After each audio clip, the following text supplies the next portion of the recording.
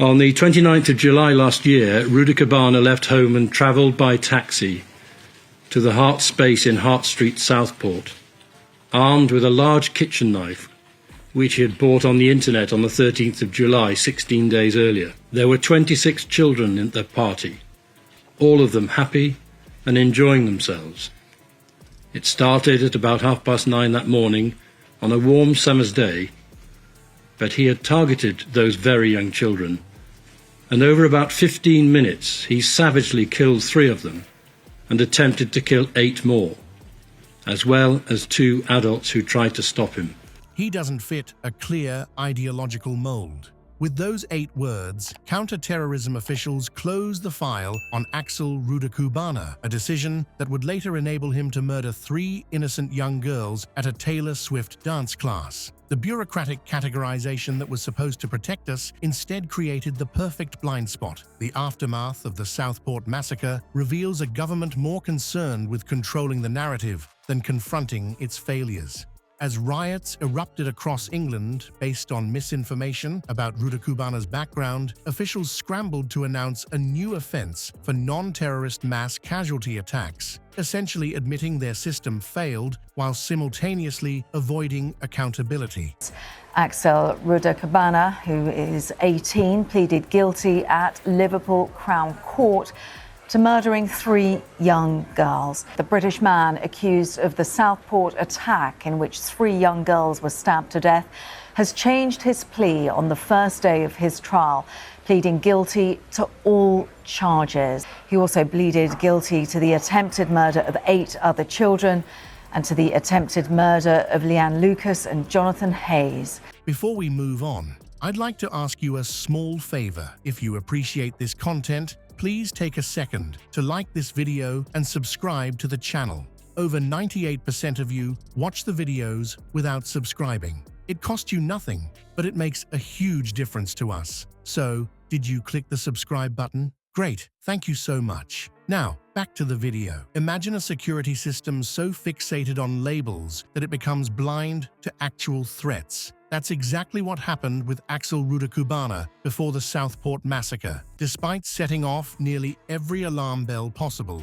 he somehow slipped through the cracks of Britain's counter-terrorism apparatus. Not because the signs weren't there, but because they didn't fit neatly into the right boxes. The timeline of missed opportunities to stop Rudakubana is truly staggering. Beyond just the prevent referrals we've discussed, police received 6 separate calls about his concerning behavior. 6 different occasions where members of the public recognized the danger he posed. 6 chances for intervention that produced absolutely nothing of substance. It was of such extreme violence, of the utmost and exceptionally high seriousness, that it is difficult to comprehend why it was done. On counts 1 to 3 murder, I sentence him to custody for life, with a minimum term which he must serve in custody of 52 years.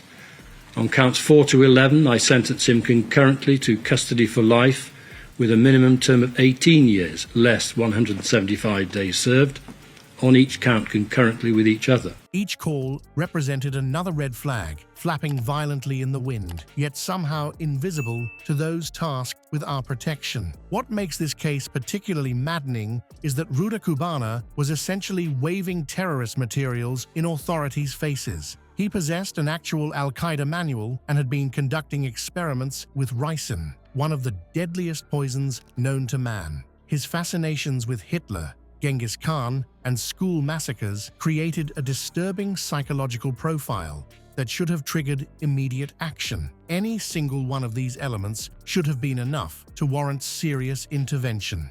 Combined, they painted a neon sign reading "Future Mass Killer," yet the system remained unmoved. Jonathan Hall, KC, the independent reviewer of terrorism legislation, didn't mince words about this catastrophic failure. The events today are just truly awful, and I know the whole country is deeply shocked at what they've seen and what they've heard. I do want to thank the emergency services of Merseyside Police who've had to respond to the most difficult of circumstances today. But I do also think about the emergency responders, because They have responded to an awful incident today, and I want to thank them for the professionalism that they have shown in doing so. He described it as horrifying that police couldn't arrest Rudakubana despite knowing about his plans for mass killings. The problem? Our current laws simply didn't allow for it. Think about that for a moment. Our security services knew a potential mass murderer was preparing to strike, but lacked the legal framework to stop him. Hall's solution to this glaring gap is particularly revealing.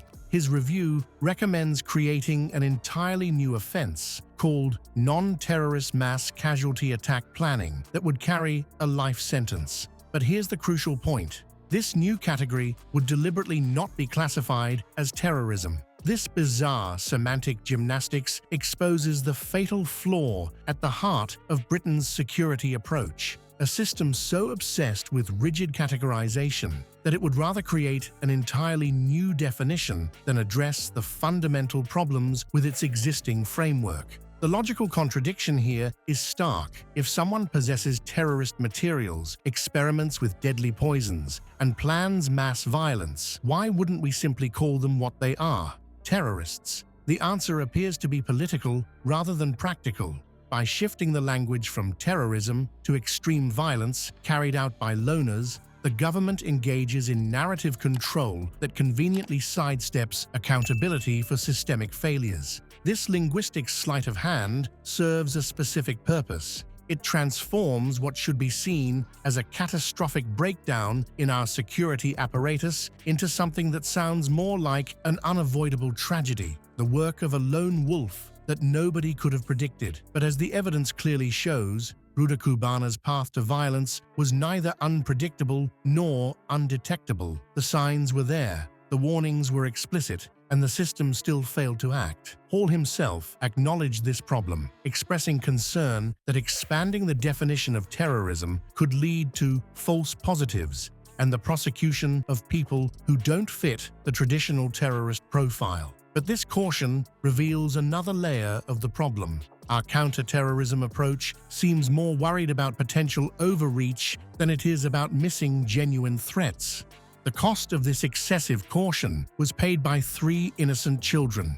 The Southport case bears disturbing similarities to other incidents where individuals have fallen through these same categorical cracks. Time and again, our security services seem hamstrung, not by a lack of information, but by their own rigid frameworks that create systemic blind spots. When a potential threat doesn't tick all the right ideological boxes, the system appears paralyzed, unable to act despite glaring warning signs. Meanwhile, as the public grapples with the horror of this preventable tragedy, the government has been quick to investigate misinformation following the attack, yet remarkably reticent about addressing their own role in allowing it to happen. This focus on controlling the narrative rather than fixing the broken system speaks volumes about priorities. Now, as the full scale of this security failure comes into focus, the government has announced a public inquiry into the Southport attack.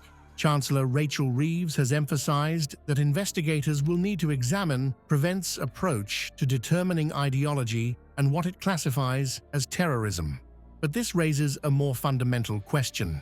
Will this inquiry lead to genuine reform, or simply produce another set of bureaucratic categories creating different blind spots? The tragedy of Southport isn't just about a single failure or missed warning sign. It exposes the dangerous rigidity of a system that couldn't respond to a threat that didn't fit neatly into pre-existing boxes. While officials debate terminology and classifications, 3 families are left with an unimaginable void. The memory of these children demands more than political maneuvering or carefully crafted narratives. It requires an honest acknowledgement that our obsession with categorization, determining what counts as terrorism versus extreme violence by loners, has created fatal blind spots in our security apparatus. Until we address this fundamental flaw, we risk repeating the same mistakes with different labels.